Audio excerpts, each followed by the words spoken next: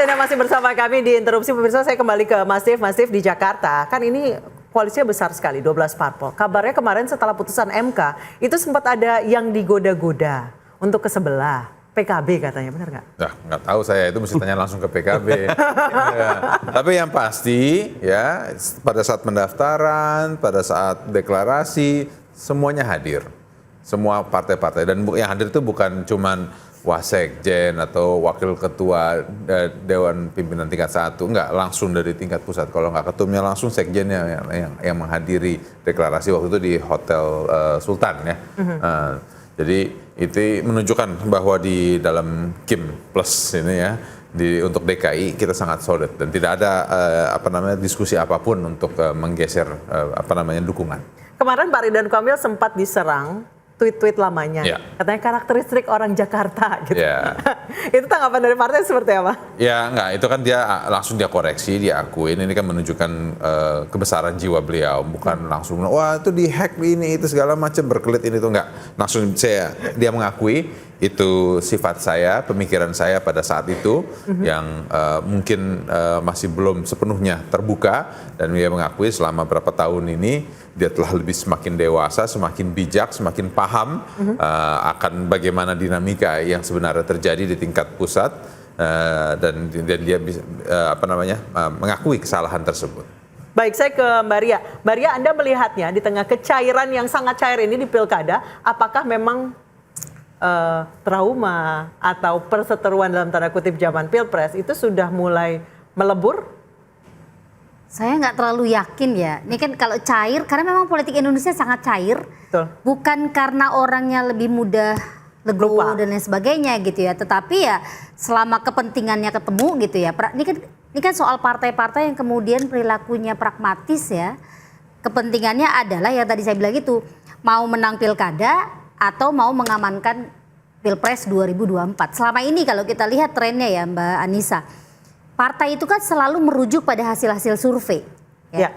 Hasil survei itu seringkali menjadi masukan buat partai untuk memilih calon.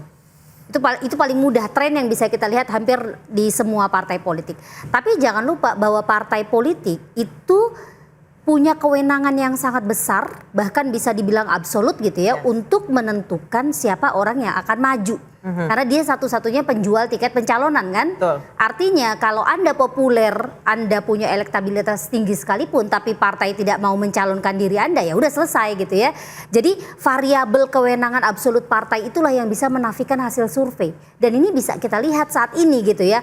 Misal hitung-hitungan survei, kenapa RK? Padahal kalau kita lihat urutannya gitu ya, Anies itu nomor 1, Basuki Cahayapurnama nomor 2, RK itu nomor 3. Betul. Gitu ya. Tapi kalau kita lihat untuk kepentingan Pilpres 2029 atau misalnya relasi yang baik gitu ya antara pusat sama Jakarta, karena Jakarta ini walaupun sekarang statusnya sudah jadi DKJ gitu ya, tetap kan dia menjadi epicentrum politik kan semuanya di situ.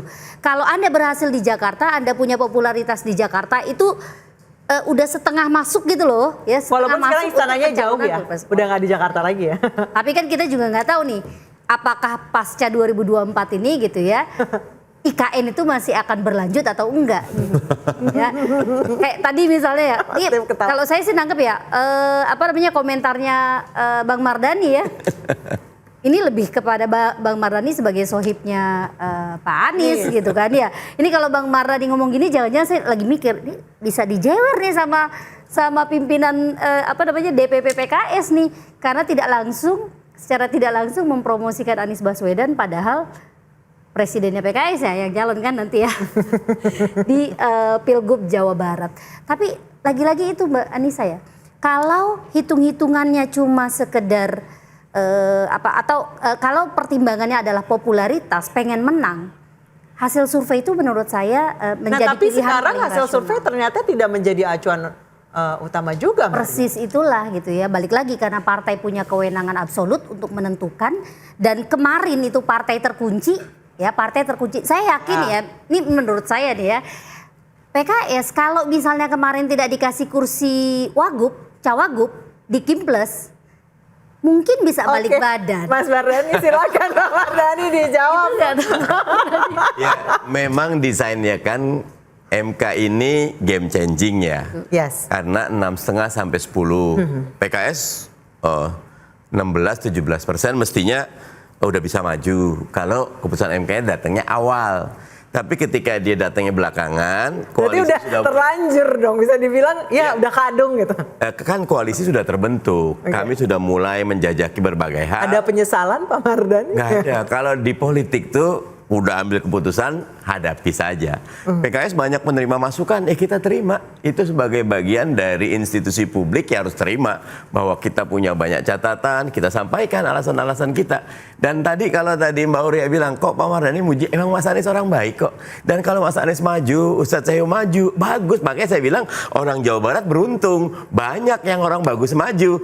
Dan saya tetap akan memperjuangkan Ustadz Seyhu untuk menang gitu karena saya kan PKS gitu. Oke, saya ke Mas Dev. Mas Dev tadi Mbak Ria menyatakan bahwa tidak ada di politik itu tidak ada lawan, tidak ada kawan, yang ada adalah kepentingan. Ya. Di Jakarta kepentingan kita lihat di Banten deh, bukan di Jakarta. Yang terlihat sekali kepentingannya Golkar. Itu tuh kenapa? Kenapa kita? Akhirnya berbalik arah. Nah, sebenarnya pertanyaannya itu ya bukan kenapa kita berbalik arah gitu ya. Kenapa kita dari awal tidak tetap mendukung Pak? Iya, itu kenapa? Kenapa? Ya karena pada saat itu ya dinamika yang terjadi adalah kita harus mendukung kader lain. Nah, akan tapi setelah kita melalui pertimbangan bahwa yang tepat itu adalah kita mendukung kader kita sendiri. Nah, maka itu kita mengkoreksi keputusan kita untuk kembali mendukung Ibu Airin. Tadi Pak Mardhani bilang kalau misalnya kalau sudah mengambil keputusan parpol tidak ada rasa menyesal. Ini kayaknya nyesal terus kemudian putar balik di Banten. Bukan menyesal ya, ini lebih penyesuaian. Penyesuaian atau keputusan yang lebih realistis, Mas Dev? Kalau keputusan semuanya itu ada plus or minusnya, ya bisa baik bisa jelek. Nah itu harus yang dijalankan bila kita berkonsekuensi terhadap keputusan kita. Nah pada saat dimana kita bisa mengkoreksi, bisa merubah untuk kepentingan yang lebih besar dan lebih panjang, ya itu ya kita harus ambil. Oke, Mbak Ria boleh ditanggapi lagi untuk persoalan di Banten ini saya agak bingung gitu dengan akhirnya tadinya lepas terus masuk lagi, itu sebenarnya apa yang dikejar? Apakah itu tadi yang seperti saya bilang ke Pak Mardhani, apakah cari aman memang Golkarnya gitu? Ada faktor cari aman saya kira, tapi yang kedua adalah sebenarnya putusan MK 60 ya itu kan memberi ruang lagi ya. Kalau sebelumnya nih di pilkada sebelumnya yang namanya kandidat itu kan punya posisi tawar terhadap partai politik. Oke, tiket pencalonan memang ada di partai. Tetapi kandidat ketika dia punya popularitas, dia punya basis massa gitu dan dia punya kans untuk memenangkan pilkada, dia bisa membuat dirinya menjadi prioritas pilihan buat partai politik gitu ya. Nah, Airin kalau kita lihat nih, itu adalah figur yang sangat populer. Di survei itu kan memang paling termasuk yang teratas gitu ya. Apalagi kita tahu politik Banten itu masih sangat kuat dinastinya. Ya, di daerah itu kan relasi kuasa di daerah itu luar biasa. Ya. Orang mau memaki-maki dinasti politik di Banten tetap aja yang menang itu terus gitu ya. Jadi kalau mau menihilkan faktor tadi ya popularitas, relasi kuasa yang sudah terbentuk di lokal gitu dan kemudian membiarkan ini kan saya melihat ya kemarin posisinya adalah Airin ingin maju ketika dia tidak dapat tiket dari partainya, ada partai lain yang sampai ditantang berani nggak ganti baju jadi merah gitu. Itu hitungan politiknya kemudian oke, ini kayaknya kalau dibuang sayang nih gitu kan. Padahal kans untuk mendukung yang satu lagi belum tentu menang. Tapi gara-gara itu tadi koalisi, begitu udah bicaranya koalisi kan ya Golkar nggak bisa sepenuhnya gitu ya memutuskan secara absolut bahwa ya udah ini harus calonnya Golkar. Tapi hari ini ketika sudah ada putusan MK, partai saya kira sudah lebih leluasa sebenarnya gitu ya untuk mencalonkan calonnya masing-masing gitu ya, tanpa harus memaksakan misalnya itu tadi kawin paksa politik lewat koalisi. Cuma kasus ini mungkin agak tidak relevan untuk kasus ini agak sulit kita terapkan di Jakarta. Balik lagi tadi ya posisi strategis Jakarta, kayaknya kalau untuk balik badan terlalu berat gitu. Tapi kalau udah di tingkat daerah nih ya, di Banten, di Tangsel, dan dimanapun gitu ya, partai lebih Kalau Jabar, Jatim, Jateng, balik badan masih mungkin nggak? saya melihatnya masih mungkin. Kalau Jakarta Karena tadi spesial. balik lagi posisi strategis. Kalau Jakarta itu taruhannya kayaknya harus ditanya nih. Ke Mas Giv sama Bang Mardhani nih. Gitu. Pak Mardhani dulu boleh mungkin. Jakarta. Silakan. Abis itu Mas Dev boleh nanggapin. Monggo.